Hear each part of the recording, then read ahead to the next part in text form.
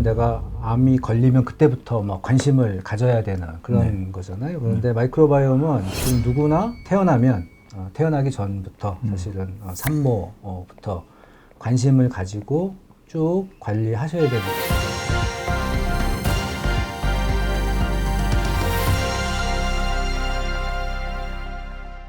저는 서울대학교 생명과학부 교수로 있는 천종식이고요. 저는 첫랩이라는 바이오 벤처 기업을 창업해서 대표이사를 겸직하고 있습니다.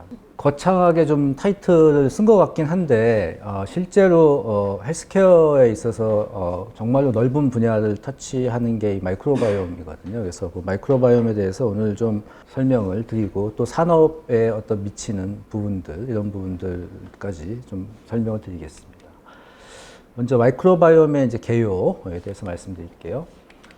이 마이크로바이옴은 영어로 이게 마이크로바이옴이라고 되어 있는데 학술적으로는 이게 미생물, 마이크로비알 지놈, 미생물의 유전체, 지놈의 합을 이제 얘기합니다. 그런데 일반적으로 우리가 전반적으로 쓸 때는 마이크로브하고 이제 바이옴은 지금 최근에 여러 가지 이제 B2C 쪽 제품들에 이제 이 바이옴이라는 단어가 굉장히 많이 들어가는데 이 바이옴이라는 건 생태계라는 뜻이에요. 그래서 미생물 생태계 이런 뜻으로 보시면 됩니다. 그래서 보통 저도 이제 마이크로바이옴은 이제 미생물 생태계를 얘기한다. 그러면 미생물 생태계가 어디에 있느냐 궁금하실 수 있는데 여러분들 코 위에 피부에도 있고요, 입에도 있고, 장에도 있고, 요 책상 위에도 있고, 모든 것이 다 미생물 생태계로 돼 있죠. 폐수 처리장 하수에도 있고. 그래서 이거를 우리가 분석을 해서 여러 가지 측면에서 응용할 수 있는 게 이제 마이크로바이옴 기술이다 이렇게 보시면 됩니다.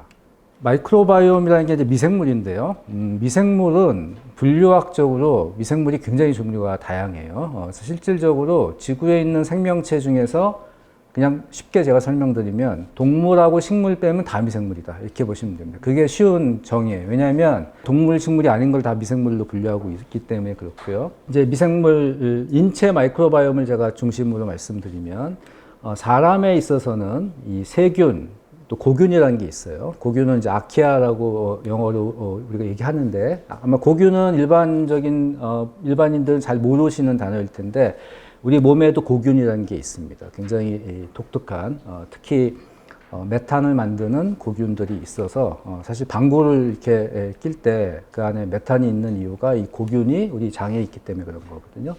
그래서 근데 대부분은 세균이에요. 우리 몸에 있는 마이크로바이옴을 이루는 미생물은 세균이다. 곰팡이 또는 곰팡이의 일종인 효모 이런 것들도 우리 몸에 있습니다. 피부에도 곰팡이가 보이지 않지만 있고요. 장에도 있습니다.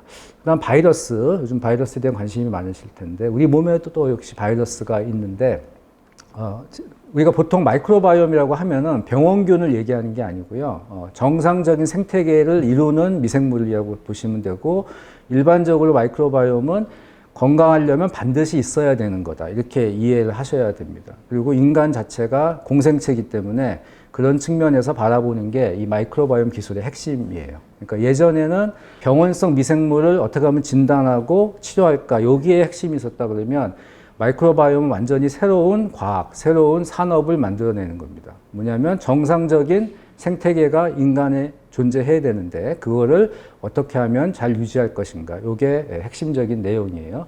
자, 그럼 우리 몸에 있는 바이러스는 그럼 뭐냐?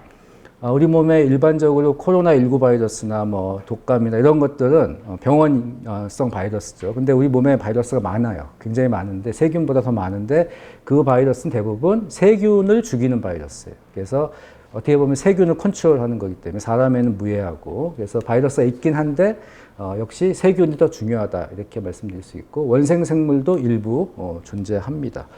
근데 하여튼 중요한 거는 미생물 다양한 미생물이 다 있긴 한데 그 중에서 세균이 가장 양도 많고 중요하다. 이게 결론이고요. 그럼 얼마나 많냐? 이스라엘 연구진들이 이걸 이제 최근에 세서 발표를 했는데요. 사람 세포수가 30조 개 정도로 추정이 된다고 하면 우리 몸에 있는 미생물, 특히 이제 세균이 대부분인데 수는 38조 개. 그러니까 숫자 자체도 세포 수가 미생물이 더 많아요. 그래서 우리 인간의 몸은 공생체인데 미생물과 공생하는 관계인데 숫자로 보면 미생물이 더 많다. 이렇게 보시면 됩니다. 대장이 거의 38조 개의 마리, 단세포니까 그냥 세포 또는 마리라고 말씀드릴게요. 38조 마리가 있고요. 다른 부위를 보시면 일단 위는 거의 존재하지 않아요. 마이크로바이옴이라는 것이. 그 다음에 그 구강의 플라크하고 이제 피부 소장을 놓고 보면 구강 플라크는 한 대장의 한 100분의 1 수준. 그 다음에 피부하고 소장은 대장의 한 1000분의 1 정도 됩니다. 그래서 실제로는 마이크로바이옴이 다 존재하고 어떤 의미에서는 중요하지만 대장이 대부분의 숫자를 차지하고 실제로 인간의 건강에도 대장이 굉장히 중요하다 이렇게 볼 수 있습니다. 그 마이크로바이옴을 그럼 어디서 우리가 얻어서 연구하느냐? 대장이 제일 많다고 말씀드렸고요. 우리가 보는 대변에 수분을 빼면 한 3분의 1 정도가 마이크로바이옴입니다. 세균. 그래서 우리 인간은 굉장히 많은 세균을 자연계로 매일매일 내보내고 있고요. 실제로 분뇨 처리장에서 유전자 분석을 통해서 마이크로바이옴 분석을 하면 그 나라 사람들이 어떤 걸 먹는지 이런 것들까지도 알 수 있는 그런 논문이 나와 있습니다. 왜냐하면 먹는 거에 따라서 마이크로바이옴 구성이 다르기 때문에 그래서 그런 것들이 가능하다. 그 나중에 제가 말씀드릴 이식을 우리가 해서 지금 치료나 연구에 일부 사용하고 있는데 이식할 때도 어렵게 뭐 대장 내시경 같은 걸로 이렇게 채취하는 게 아니고 대변에서 쉽게 마이크로바이옴을 얻어서 그거를 이식할 수가 있습니다. 인간의 유전자 수는 한 2만 개 정도로 지금 추정하고 있어요. 그런데 한 사람이 가지고 있는 마이크로바이옴 유전자는 300만 개 이상으로 추정하고 있습니다. 그러니까 유전자 수가 한 150배 돼요. 그러니까 세포 수도 많지만 미생물이 가지고 있는 유전자가 굉장히 다양하게 많다. 이 유전자들도 직접적으로 거의 우리 건강에 영향을 줍니다. 그래서 이 유전자를 잘 관리하는 게 중요한데 인간의 유전자는 여러분들이 바꿀 수가 없죠. 지금 기술로는 그러니까 진 세라피 같은 걸 바꿀 수는 있지만 지금 기술로 일반적으로 바꿀 수 없습니다. 미생물의 유전자는 충분히 바꿀 수가 있어요. 근데 더 문제는 바뀔 수가 있다는 거죠. 우리가 어떤 안 좋은 식생활이라든지 항생제 같은 걸 통해서 바뀌어서 건강이 나빠질 수 있다. 그래서 우리가 바꿀 수 있는 유전자가 있다 하는 것이 중요합니다.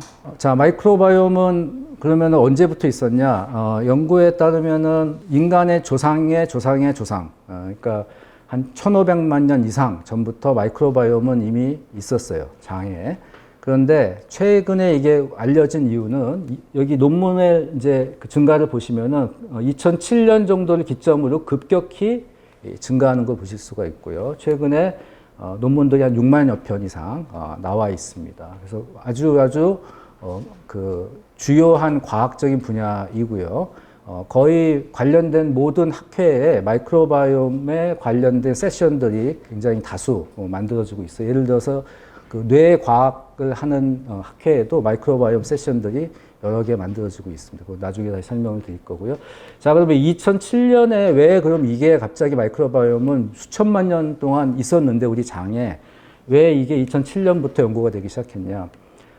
이 마이크로바이옴이 워낙 복잡하기 때문에 이거를 일반적인 배양 기술로 하게 되면 한 사람 분석하는데 뭐 수백억, 수천억이 들 수도 있어요. 그리고 시간도 오래 걸리고. 그래서 이거를 그냥 유전자 분석을 해야 되는데 유전자 분석을 하려면 DNA를 해독하는 이런 장치의 가격이 떨어져야 되는 거죠. 그래서 그게 이제 넥스트 제너레이션 시퀀싱이고요. 그게 2007년에 나왔습니다. 그 다음에 그 미국 정부에서 휴먼 마이크로바이옴 프로젝트라고 해서 거의 조 단위 이상의 투입된 정부 프로젝트가 2007년에 시작을 했어요. 그래서 이 두 개가 맞물리면서 급속하게 우리가 마이크로바이옴에 대한 이런 연구, 그 다음에 이해도, 그 다음에 이런 것들이 됐고, 최근에 한 4, 5년 정도는 이제 많은 기업들이 지금 만들어지고 있다, 이렇게 보시면 될 것 같습니다. 마이크로바이옴 분야 기초연구비 지출, 요 자료를 보시면은 제일 많은 데가 역시 미국이고요. 그 다음에 중국, 영국, 독일, 이런 순으로 되어 있습니다. 아쉽게도 우리나라는 이 등수에 안 들어가 있는. 기업에 투자되는, 그 투자되는 걸 보시면 인베스트먼트, 그러니까 주로 이제 프라이빗 섹터에서 투자되는 거겠죠. 보시면은 역시 미국이 뭐 엄청나게 많고요. 주요 국가이고, 그 다음에 영국, 프랑스, 재밌는 건 이제 이스라엘 같은 나라도 벤처 기업들을 중심으로 여러 벤처 기업들이 나오고 있는 상황입니다. 그래서 각국이 정말로 열심히 투자하고 기초도 투자하고 이런 상황이다. 2016년에 오바마 대통령 시절에 화이트하우스 이니셔티브라고 해가지고요. 그 대통령이 직접 진두지휘하는 그런 과학 프로젝트를 오바마 대통령이 제가 알기로 한 두 개 정도를 했습니다. 하나는 프리시전 메디슨이라고 해서 주로 이제 암 유전자로 분석해서 하는 그 프로젝트였고요. 또 하나가 마이크로바이옴입니다. 그래서 얼마나 이 마이크로바이옴이 이 바이오나 의학 분야에서 미국에서 얼마나 이거를 중요시 생각해서 투자가 되고 있는지 그런 부분들 아실 수가 있고, 또 이제 프라이빗 섹터에서는 이제 빌 게이츠가 굉장히 마이크로바이옴 관심이 많고 투자를 많이 하고 있습니다. 자, 마이크로바이옴은 특히 이제 대장에 있는 미생물, 38조 마리의 미생물로 된 복잡한 생태계인데, 이거를 지금 이제 과학자들이 이거는 장기로 봐야 될 정도로 중요하다. 그래서 흔히 얘기하는 오장육부에 이제 추가해야 되는 거 아니냐 이런 얘기들 많이 하고 있는데, 그럼 이게 만약에 장기라면은 기능은 뭐냐? 제가 여기 보여드린 대로 면역, 신경, 대사를 조절하는 장기다. 굉장히 중요한 장기죠. 그리고 이 장기라고 우리가 부를 수 있는 근거 중에 하나는 이식을 할 수가 있고 또 우리가 이걸 또 치료할 수 있기 때문에 이런 개념으로 많이 보고 있습니다. 자, 그러면 어떻게 장내 미생물이 이 질병과 연결이 되느냐? 이제 제일 역시 핵심적인 질문은 마이크로바이옴 질병의 원인인가 아니면 결과인가? 초창기 연구에서는 다양한 환자가 있을 수 있는데요. 뭐 비만부터 당뇨, 그 다음에 뇌질환 같은 경우는 이제 파킨슨, 치매, 뭐 이런 환자들이 마이크로바이옴이 상당히 망가져 있는 걸 발견을 했습니다. 그래서 이거는 질병이 생겼기 때문에 마이크로바이옴이 잘못된 거 아니냐. 근데 반대도 사실인가. 이제 그 부분에 대한 연구들이 핵심이 되죠.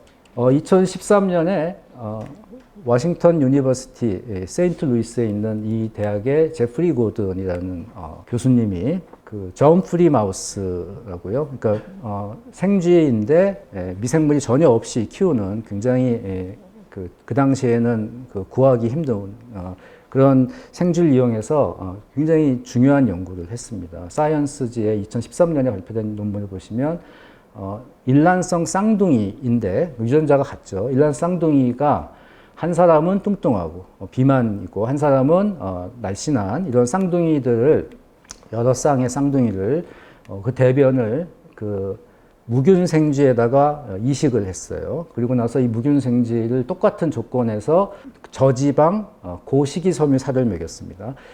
저지방 고식이섬유 사료를 먹으면 이 쥐가 살이 안 쪄요.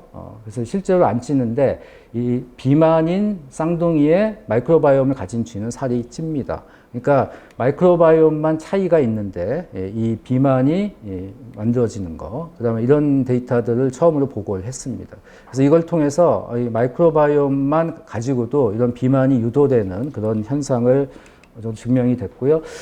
이런 연구들을 이제 계속 여러 논문을 통해서 논문이 뭐 거의 제가 알기로 수천 편 나오는데 여기 보시면은 정상인 건강한 사람의 분변, 그 다음에 환자는 뭐 병이 다양합니다. 뭐 파킨슨도 있고 비만도 있고 다양한 질병이 될 수 있죠. 그거를 무균지에다가 똑같은 조건에 이식을 한 다음에 이 질병이 발생하는지를 보면 실제로 질병이 발생하는 경우가 굉장히 많고요. 그래서 그거를 어느 정도 증명을 할 수 있고, 그 다음에 최근에는 사람을 대상으로 한 임상 연구들도 하는데 사람에서는 질병을 일으키는 연구를 도덕적으로 할 수가 없기 때문에 질병을 치료하는 마이크로바이옴 이식 연구를 하게 되죠. 그래서 이 환자에 있어서 정상인의 마이크로바이옴을 이식을 해줘가지고 이게 치료가 되는지를 본 이런 연구 결과들도 볼 수가 있습니다.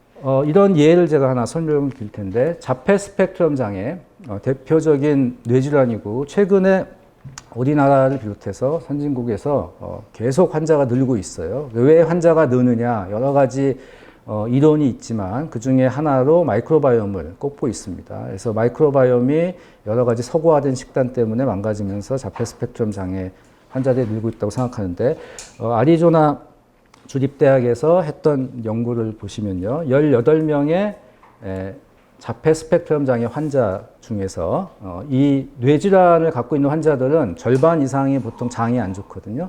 그래서 이 장 증상도 굉장히 안 좋은 이런 환자들을 모아서 정상인의 마이크로바이옴을 6개월 동안 한 6번 정도 이식을 해주는 임상 연구를 하게 됩니다. 이 6개월 동안 6번을 하게 되니까 마이크로바이옴이 정상으로 계속 유지가 잘 된 상황이고요. 그 이후에 18개월 동안 관찰을 해서 결과를 봤더니 장이 굉장히 안 좋았어요. 그러니까 예를 들면 복통이라든지 설사, 변비 이런 것들이 안 좋았는데 그게 상당히 좋아진 걸 볼 수 있고요. 실제로 인지도 굉장히 좋아졌고, 여기 보시면은 처음 시작하기 전에는 18명 중에서 16명이 전문의에 의해서 이거는 자폐 환자다 이렇게 진단을 받았는데, 2년 후에 보면은 단 8명만이 진단을 받는, 그러니까 10명 정도는 아주 마일드하거나 거의 증상이 없어지는 치료 효과를 보실 수가 있습니다. 그래서 이런 여러 가지 제가 뭐 수천 편의 논문 중에서 2편 정도 소개해 드렸는데, 그래서 이거를 통해서 정말로 많은 질병, 뭐 비만, 당뇨, 그다음에 면역 항암제 병용요법, 뭐 다양한 염증성 장질환, 뭐 고혈압, 알츠하이머, 파킨슨, 뭐 조현병 이런 것들이 전부 논문으로 어느 정도는 마이크로바이옴 연관성 또 치료 가능성들을 이제 밝히고 있습니다. 자, 그러면은 이런 질병하고 연관은 어떻게 되는 거냐? 제일 메인 중요한 스토리는 이 디스바이오시스라는 거고요. 이 디스바이오시스는 이 마이크로바이옴이 정상적인 생태계일 때가 있고, 그 다음에 이 디스바이오시스는 한마디로 말씀드리면 정상이 아닌 상태의 생태계를 이룬다.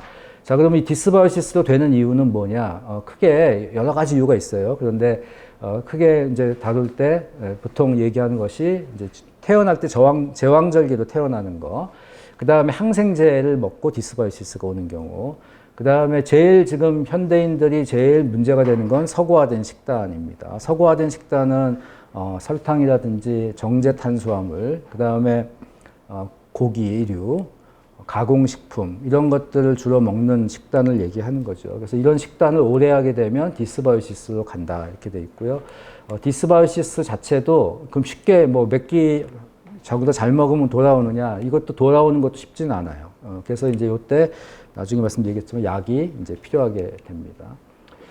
그래서 디스바이오시스의 영향으로 이 면역계가 흔히 우리가 이제 면역계 하면 면역력을 높이지 뭐 이렇게 이제 보통 말씀 많이 하시는데, 사실 면역력이라는 것 자체가 별로 이렇게 어떻게 보면은 구체적이지 않고, 면역계의 중요한 상태는 잘 조절되는 거거든요. 그래서 이 면역계가 너무 부족하면 이제 감염이나 암에 걸릴 수 있고, 면역계가 너무 과잉이 되면 염증이 발생하고, 그다음에 자가 면역 질환, 그다음에 요즘 코로나19 바이러스의 사망 원인으로 많이 언급되는 사이토카인 스톰 이런 것들이 생기게 되죠. 그래서 어떻게 보면 마이크로바이옴이 제일 지금 중요한 역할은 잘 이렇게 유지가 되면서 이런 염증과 자가 면역 질환을 막아야 된다. 이런 그 다음에 마이크로바이옴의 중요한 개념 중에 하나는 뇌와 연결되어 있는 이 장뇌축이라는 개념이고요. 장뇌축은 실제로 마이크로바이옴과 뇌가 연결되어 있다는 거 다 한 번씩 느끼셨을 거예요. 스트레스 받으면 장이 불편하고, 또 장이 불편하면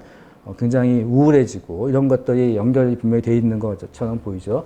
그래서 이 미주신경으로 연결되어 있고요. 그 다음에 이 마이크로바이옴이 여러 가지 호르몬, 대사물질, 뭐 신경전달물질, 그다음에 제일 중요한 것 중에 하나는 면역 조절을 합니다. 그 면역계하고 뇌가 상관이 없다고 생각하실 수 있는데, 최근 연구들은 우리가 앓고 있는 많은 뇌질환, 우울증을 포함해서 이런 것들이 우리 면역계하고 연관이 돼 있다 이렇게 돼 있습니다. 그래서 면역을 조절하는 굉장히 중요한 기능을 하는 마이크로바이옴을 망가지면은 우울증이나 이런 파킨슨, 뭐 이런 치매, 자폐증 이런 것까지 다 연결이 된다는 것이 이제 주로 최근의 연구들이 보여주고 있습니다. 자, 그래서 질병의 원인을 예전에는 내가 가지고 태어난 유전자, 그 다음에 환경 생활 습관 요것만 봤다면 지금은 마이크로바이옴이라는 세 번째 이유가 생겼다 이렇게 보시면 되고, 이 내 환경 생활 습관은 마이크로바이옴과 더불어 바꿀 수가 있어요. 그래서 마이크로바이옴을 바꿔서 또는 마이크로바이옴을 잘 유지해서 어떤 질병을 예방하고 치료하고, 이게 지금 이제 산업에서 우리가 사용할 수 있는 그런 부분이라고 보시면 됩니다. 자, 이제 마지막 파트로 마이크로바이옴에 기반한 헬스케어 산업에 대해서 소개를 좀 해드릴게요. 제가 여러 질병을 이미 말씀드렸고요. 굉장히 많은 질병, 그러니까 의외로 우리가 이것도 면역 질환이야 이런 질환들이 최근에 보면은 마이크로바이옴 질환으로 밝혀지는 그런 것들이 많다는 걸 아실 수가 있고요. 그 마이크로바이옴과 관련된 질병들을 우리나라 환자 수를 이제 표시해 드린 건데, 거의 절반 이상이 한두 개씩은 다 가지고 있는 그런 어떤 질병이 될 것 같고요. 저는 이제 마이크로바이옴을 우리가 국가적으로 잘 국민들이 관리를 하고 하게 된다면, 지금 이 굉장히 큰 기대 수명과 건강 수명 차이가 있잖아요. 그러니까 거의 십몇 년 동안을 앓다가 평균적으로 죽게 되는데, 이런 기대 건강 수명을 늘리는데도 굉장히 저는 중요한 그런 국가적인 어젠다가 될 거라고 생각이 됩니다. 자, 그래서 이 헬스케어 영역으로 보게 되면 건강한 마이크로바이옴에서 이 디스바이오시스 상태로 가지 않도록 예방을 하려면은 이게 상태가 어떤 상태인지 진단을 해야 되고요. 그 다음에 가지 않도록 솔루션을 만들어 줘야 되는데, 이 마이크로바이옴 특징이 뭐냐면 개인마다 다 달라요. 그리고 계속 변합니다. 한 사람 것도 시간이 지나면 변해요. 그래서 그야말로 요즘 중요하게 떠오르는 맞춤 의학, 맞춤 예방, 맞춤 솔루션, 이게 마이크로바이옴에서 아주 키워드라고 보시면. 그리고 이제 디스바이오시스 상태가 와 있는 사람은 우리가 이제 치료를 하기 위해서 이런 신약을 이제 활용해서 다시 정상으로 바꾸는 이런 것들이 가능해지는 거죠. 그래서 여기에서 이제 여러 가지 산업이 나올 수가 있습니다. 자, 이 슬라이드에서는 마이크로바이옴에 영향을 주는 굉장히 많은 요인들을 보여드리고 있어요. 그런데 이 중에서 제일 중요한 건 역시 먹는 거고요. 물론 이제 신약이 나오면 이제 신약은 치료의 용도로 사용할 수가 있고, 굉장히 다양한 것들이 이제 마이크로바이옴에 영향을 주고, 아까 앞에서 말씀드린 것처럼 개인 맞춤 이런 헬스케어 이런 쪽의 시장이 굉장히 크다 보실 수가 있습니다. 프란시스 콜린스 미국 국립보건원장, 미국의 보건 의료 쪽의 연구비나 연구소 측면에서 미국을 총괄하고 있는 이 콜린스 박사가 2021년에 발표한 일종의 커멘터리인데요. 2030년에 미국의 헬스케어 어떻게 가야 되느냐. 그래서 여기 뭐 7가지를 얘기를 했는데, 이 안에서 이제 루틴 클리니컬 지노믹스라는 얘기를 했습니다. 그러니까 지노믹스를 이제 전 국민이 루틴하게 해야 된다. 근데 인간의 지놈 데이터, 인간의 유전체 데이터는 한 번만 하면 이제 그걸 계속 활용하면 되고요. 마이크로바이옴은 계속 해서 그거를 측정하고 관리하고 측정하고 관리하고 이런 그런 측면에서 봐야 되는 거죠. 그래서 이 커멘터리에서는 특히 이 프리시전 뉴트리션이라는 말을 씁니다. 그러니까 우리가 먹는 거를 보통은 뭐 영양분이 많으니까 먹고 비타민이 많으니까 그런 게 아니고, 내 마이크로바이옴 또 내 게놈 이거에 맞춰서 내 상태에 맞춰서 먹는, 그거는 거의 약 수준이다. 저는 예방하는 걸로 봤을 때는 예방약 수준이다 이렇게 보는데, 그래서 여기서도 이제 그런 얘기를 하고요. 그런 측면에서 개인이 뭘 먹는지, 그 다음에 어떤 액티비티를 했는지, 어떻게 운동했는지, 어떻게 잤는지, 이런 데이터들까지 다 인테그레이션이 되면은, 이 헬스케어에 이제 굉장히 중요한 이런 예방 플랫폼이 되는 거고, 아까 앞에서 말씀드렸던, 우리나라의 그 많은 환자들이, 다양한 성인병에 앓고 있는 환자들이 이제 줄어들면서 국가적인 버든도 줄어들 수 있겠죠. 보통 우리가 어떤 음식을 먹으면, 혈당이 다 똑같이 올라가는 줄 아시는데, 이 이스라엘 연구진이 2015년에 셀이라는 학술지에 발표한 논문을 보시면 사람마다 혈당 올라가는 게 다릅니다. 그래서 여기 보시면은 이 특정한 어떤 분이 바나나하고 쿠키를 먹었는데 일반적으로는 쿠키가 더 혈당이 많이 올라갈 것처럼 생각되지만 이분은 바나나가 더 많이 올라갔고 그 다음에 어떤 분은 반대로 또 쿠키가 더 혈당이 많이 올라가는 걸 볼 수가 있어요. 그래서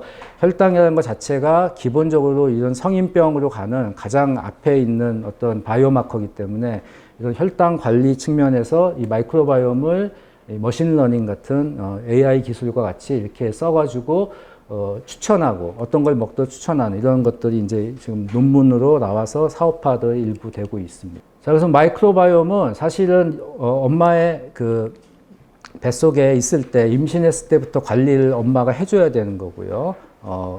그 디스바이오시스 상태가 있는 산모는 나중에 질병에 이 걸린 아이를 출산할 가능성이 높다는 그 논문들이 많이 나와 있고요. 그리고 태어나면은 일반적으로 첫 3년이 굉장히 중요하고 특히 첫 3개월이 마이크로바이옴이 굉장히 중요하다고 알려져 있습니다. 그리고 이제 성장기 또 노년기 이렇게 해서 평생 동안 관리를 해줘야 되는 그런 컨셉이라고 보시면 됩니다.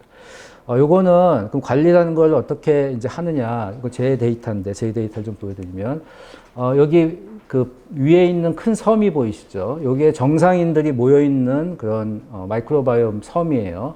여기에 가운데가 태극기가 보이시는데 여기는 한국인들이 이제 주로 많이 있는 곳이고 오른쪽에 미국인들이 많이 있는 곳. 미국 사람들은 우리나라보다 서구화된 식단이 굉장히 많이 진행이 됐기 때문에 마이크로바이옴 구성이 이쪽으로 오른쪽으로 많이 치우쳐 있다고 보시면 되고요.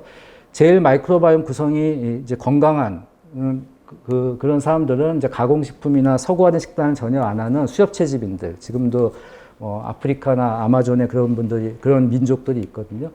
그리고 이제 까만색이 저고, 그 다음에 요 바깥으로 나오면 디스바이시스고, 요 빨간색 그 부분은 이제 주로 환자들이 아주 많이 망가진 환자들이 모여 있는 겁니다. 그래서 제가 요거 잠깐 보여드리면, 제가 3년 동안 이걸 검사를 계속해서 어떻게 변하는지를 보여드릴게요.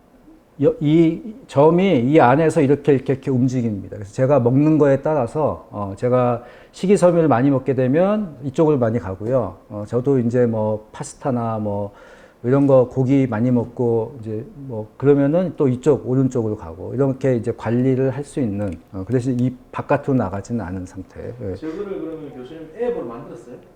네, 저희가 앱도 있고 저희가 이제 이런 데이터를 가지고 한국인 지도를 만든 거예요. 한국인 장지도. 그러니까 여러 가지로 프레젠테이션 할 수 있는데 이제 이런 그 그래픽화한 프레젠테이션은 이해하기가 쉽죠.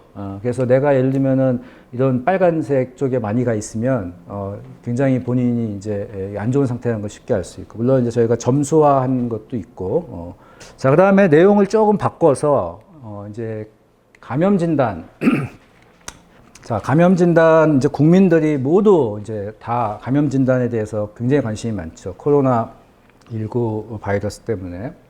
자, 요거는 네이처의 뉴스로 나온 건데요.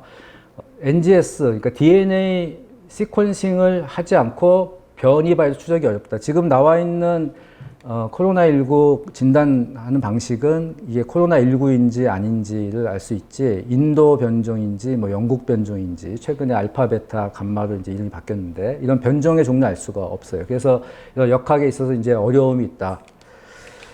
이거는 JTBC 뉴스 5월 26일 뉴스인데요. 여기 보시면 유흥주점에 환자가 많이 발생해서, 이 사람들 근데 여기 뉴스 내용을 보시면 변이 바이러스일 듯 해서 이 사람들 특별하게 관리하고 있다. 변이 바이러스인지 모른다는 거죠. 감염 그 키트로는 지금 현재 키트로는. 그런데 마이크로바이옴 기술이라는 거는 그 안에 있는 미생물을 다 그냥 토탈 생태계를 다 하는 거기 때문에 이런 그 여러 미생물을 동시에 진단할 수가 있고요. 그 다음에 변이가 어떤 것인지 또는 세균 같은 경우에는 항생제 내성 어떤 걸 갖고 있는지. 그 다음에 이런 데이터 기반이기 때문에 이런 것들이 실시간으로 모이면 클라우드나 빅데이터 기술하고 합쳐지면은 지금 환자한테 우리가 진단했을 때 이건 어떤 변이 바이러스고 어느 국가에 어느 병원에서 나온 바이러스가 일로 옮겨온 것 같다. 이런 데이터들을 동시에 할 수 있기 때문에 이게 미래의 기술이 될 수가 있습니다. 그래서 기존의 진단, 감염 진단 분야에서도 이 마이크로바이옴 기술이 굉장히 큰 포텐셜이 있다 하는 것을 아실 수가 있습니다. 그래서 국가적으로 이런 보건 분야의 한 단계 업그레이드 위해서는 이런 그 진단 분야에서도 이런 마이크로바이옴 기술이 있으면 좋죠.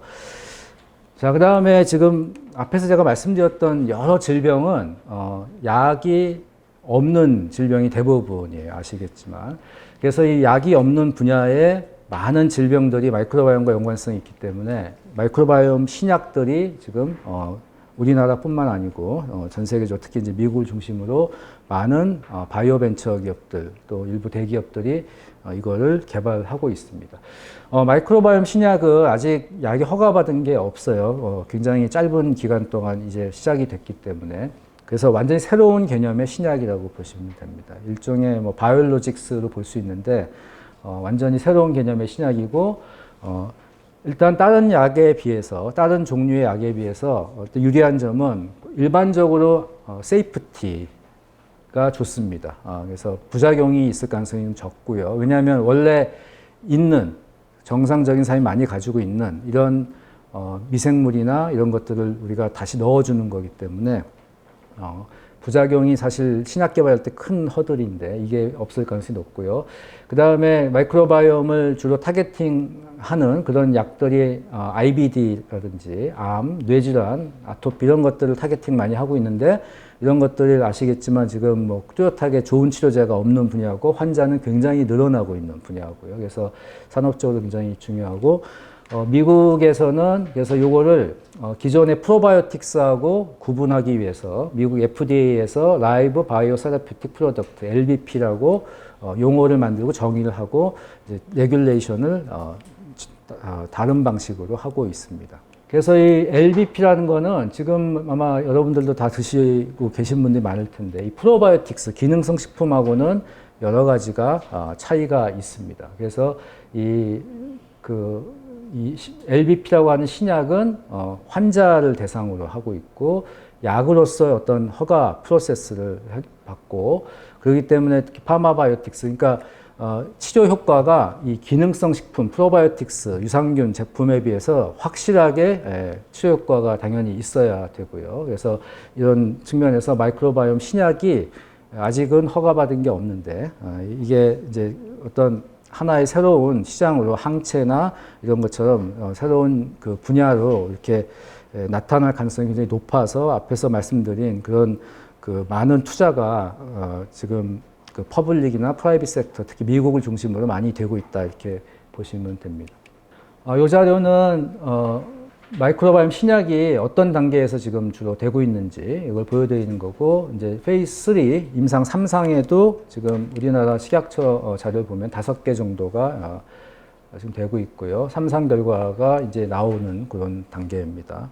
그래서 이 마이크로바이옴 신약이 이제 나오게 되면은 엄청나게 큰 그 치료제 시장, 신약 시장에서의 파급 효과가 있을 것으로 보고 있습니다. 자, 그 다음에 그러면 제가 말씀드린 이런 분야만 있느냐? 굉장히 다양한 분야에 적용할 수 있는 게 마이크로바이옴이고요. 제가 이제 신약을 말씀드렸고 감염 진단도 말씀드렸고 그 다음에 지금 이미 시장이 어마어마하게 큰 시장이 이 건강 기능성 식품 시장이죠. 그 다음에 식품도 넓게 보면 마이크로바이옴하고 연관이 돼 있고요. 그래서 이런 기존의 제품들이나 이런 시장도 마이크로바이옴 개념을 넣어서 맞춤형 기능성 식품, 맞춤형 식품 이런 것들이 이제 그 가능하고요.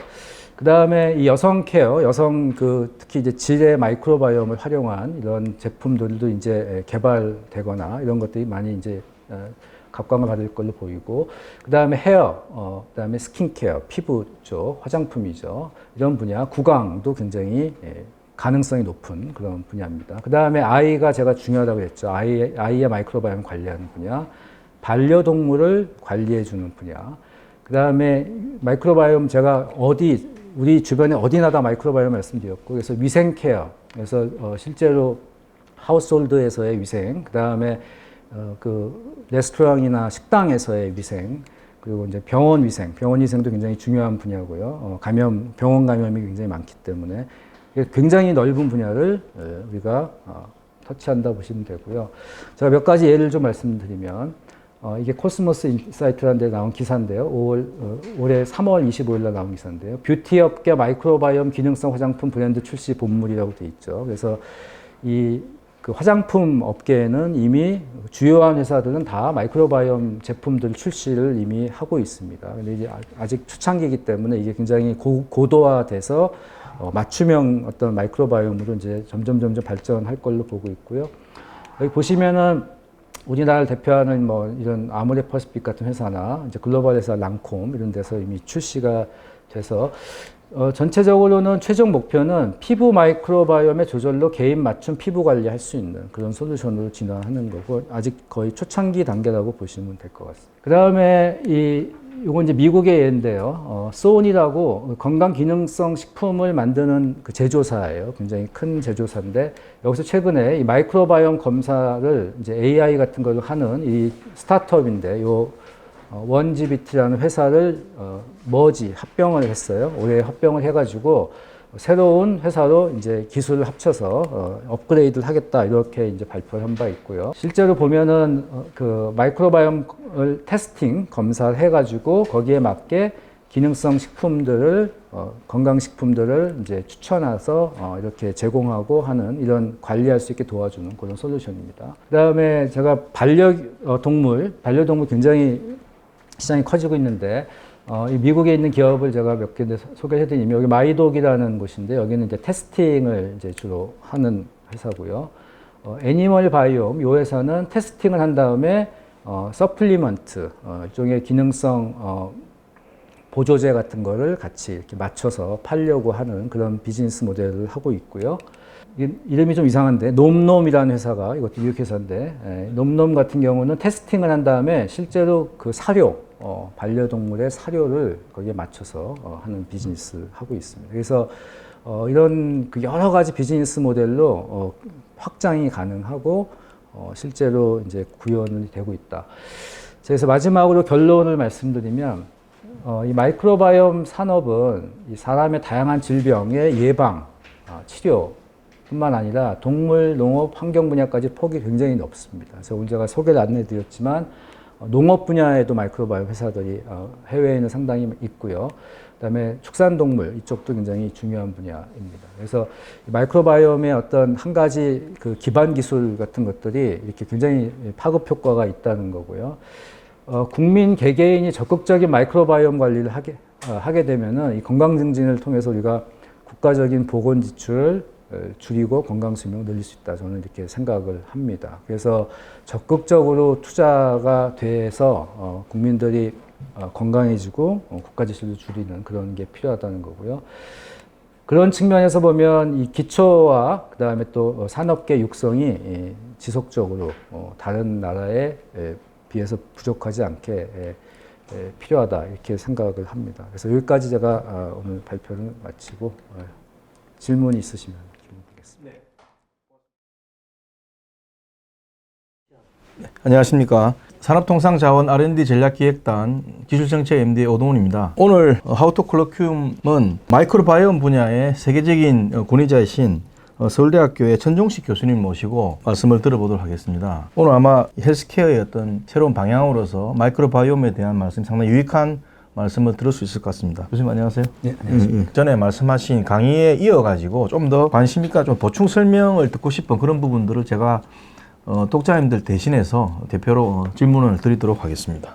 이 마이크로바이옴이 일종의 미생물 생태계다 이런 말씀하셨고, 그래서 이게 어떤 생태계라는 측면을 이제 강조하는 게 나름대로 이제 우리가 어떤 생명체를 바라보거나 아니면은 어떤 어프로치 질병에 대한 어프로치 할 때 좀 다른 의미를 가질 것 같아요. 그래서 이제 그 부분에 대해서 조금 보충해 설명을 해주시죠. 사실은 이제 미생물학이나 이제 미생물에 대한 그 산업 부분이 상당히 오랫동안 뭐 수백 년 동안 이제 감염 진단, 감염 질환에 대한 진단 여기에 이제 포커스가 맞아 있었는데 그거는 이제 병원균 우리 몸에 들어오면 병을 일으키는 지금 코로나19 바이러스처럼 이런 것에 대한 연구 또 제품 개발 이런 것들이 이제 포커스가 돼 있다고 하면 우리가 이 대규모 이제 유전체 분석이 가능해지면서 우리 몸에 이게 보이진 않는데 굉장히 복잡한 생태계가 있고 이 생태계가 잘 유지되는 게 우리 건강에 굉장히 중요하다. 네네. 그런 것들이 이제 최근 한 15년 정도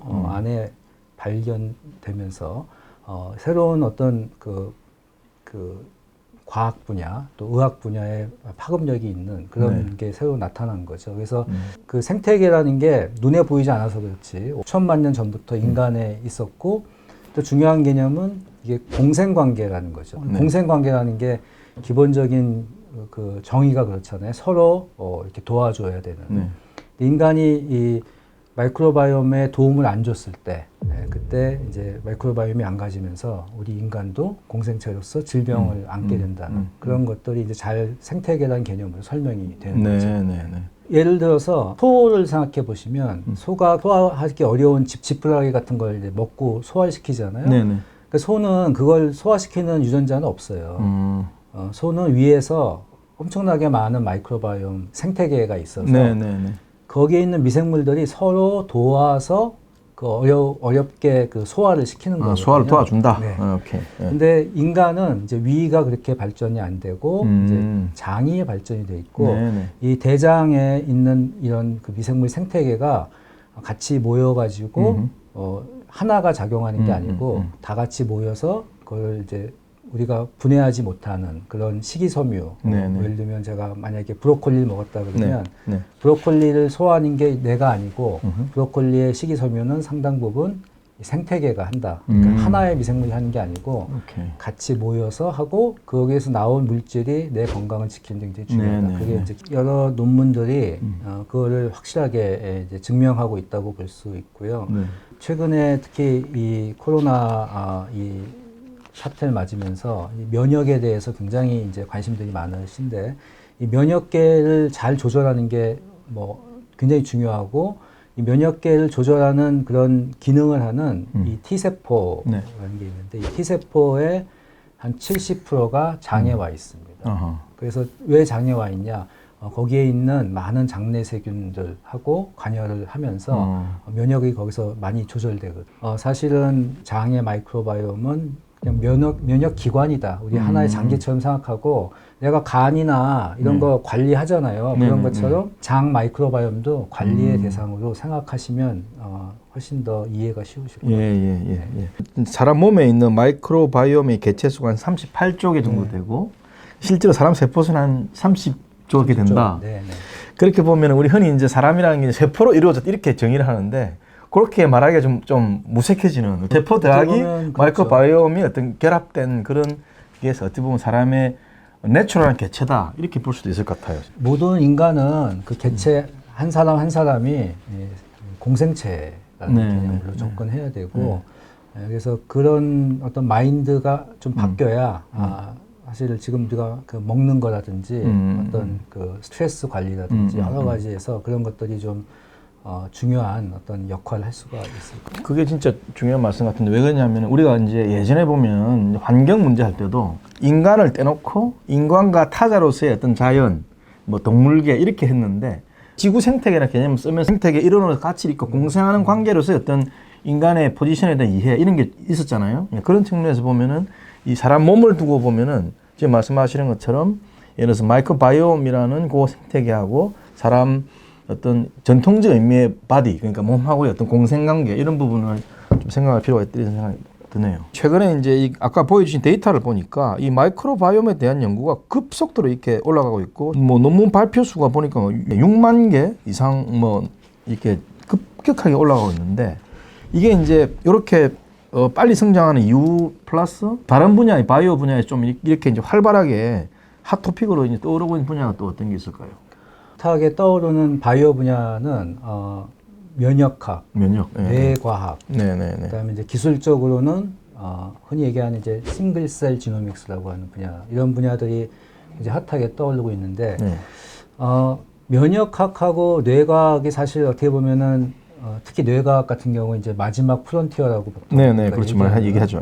그런 얘기인데 마이크로바이옴을 이제 깊이 연구를 정말 전 세계적으로 엄청난 연구비가 투입되면서 하다 보니까 면역도 마이크로바이옴 그리고 뇌도 마이크로바이옴하고 연관이 제가 그러니까 결국은 기억나고, 예. 그 기저에 지금 우리가 이제 해결하고 싶은 뭐 암이라든지 그다음에 뇌질환, 면역 질환 이런 질환들의 기저에 마이크로바이옴이 있기 때문에 흔히 얘기하는 이제 마이크로바이옴을 연구하는 사람이 따로 있다 이렇게 생각하시면 안 되고요. 어허.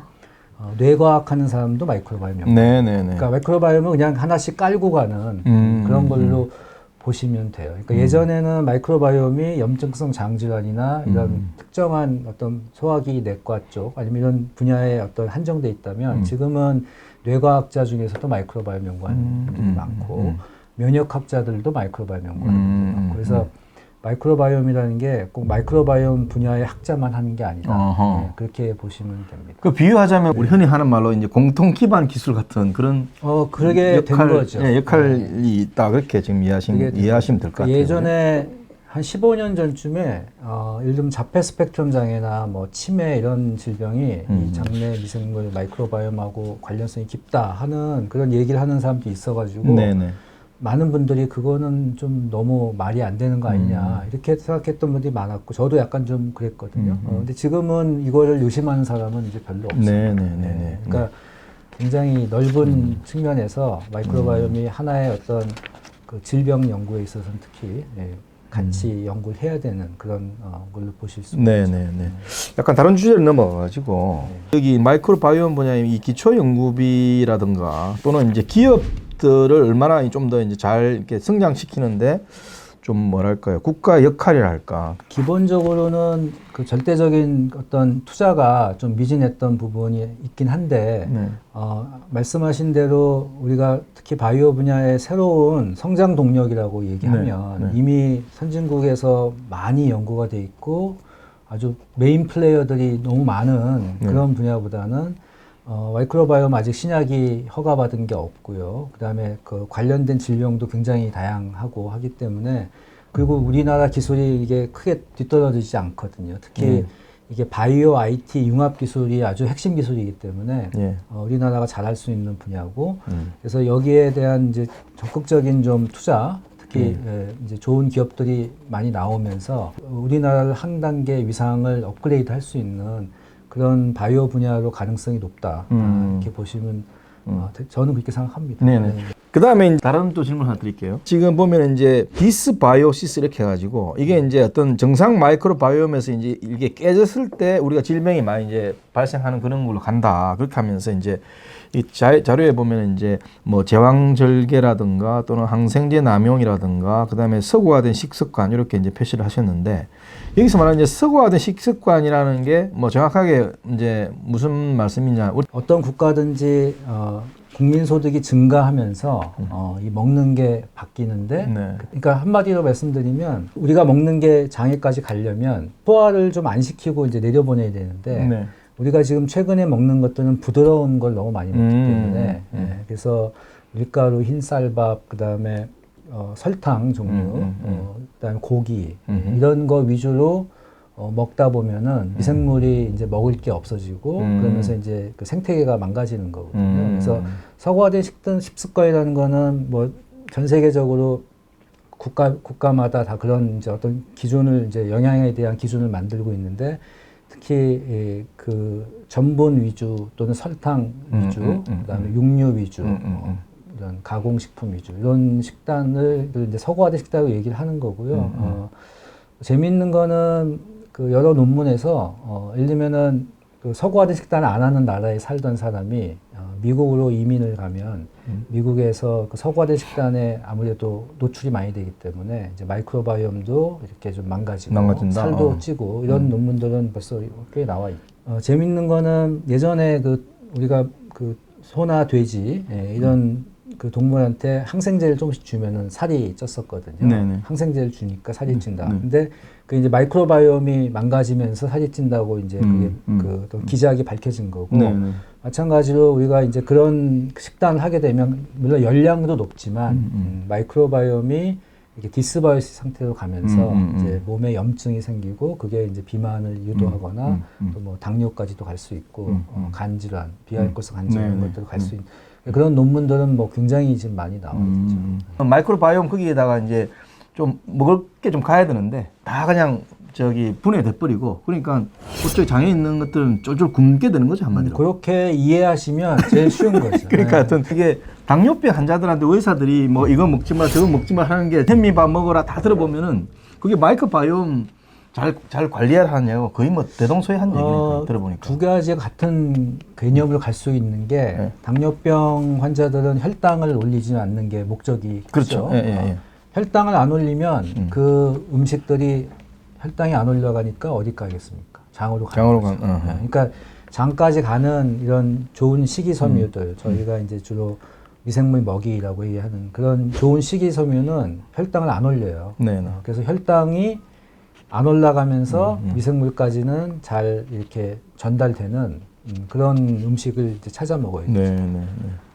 제가 깜짝 사실 놀랐어요. 뭐냐면은 마이크로바이옴과 관련된 질병이 이렇게 많아요. 뭐냐면 과체중, 골다공증, 심혈관 질환, 치매, 당뇨병, 뭐 우울증, 조현병, 비만, 뭐 등등 성인병도 있고, 뭐 아토피 같은 이런 면역 질환, 그 다음에 또는 뭐 이렇게 우울증 같은 이렇게 뇌에 해당하는. 그러니까 이게 지금 뇌, 면역, 그 다음에 성인병 다 관련이 있다는 거잖아요, 이게 그죠?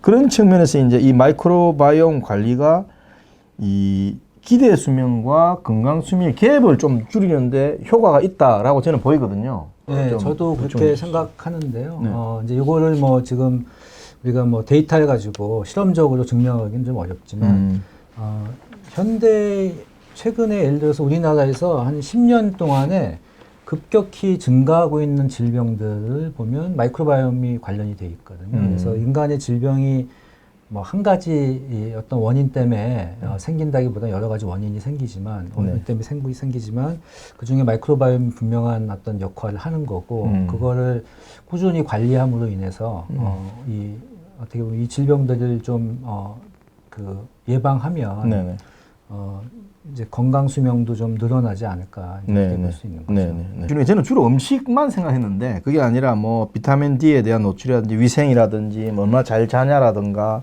뭐 항생제라든지 이런 투약을 어떻게 하냐든가 담배 피는 거, 그다음에 뭐 수술한다든지 뭐 이런 운동한다든지 이런 여러 가지가 이렇게 아주 다양하게 관련이 되어 있더라고요. 그래서 이제 뭐 언뜻 생각하기에는 마이크로바이옴 하면 그냥 장내 그 미생물 관련된 거라고 그냥 먹는 것만 잘 조절하면 돼 이렇게 생각하기 쉬운데 그게 아니라는 게 저는 되게 좀 재밌었어요.